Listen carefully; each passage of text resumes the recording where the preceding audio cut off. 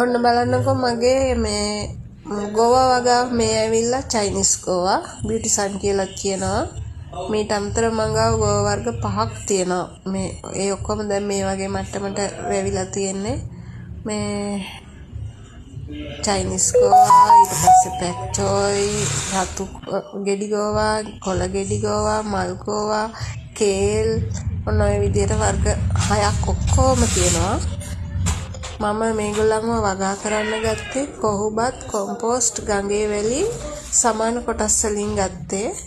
ඒ අරගෙන සීඩ්ස් නම් තවන් කරේ තනිකරම කොහොබත් වල මේ කොහොබත් මම හොඳට සෝදලා ගත්තේ මේ ඒවයි තියෙන අර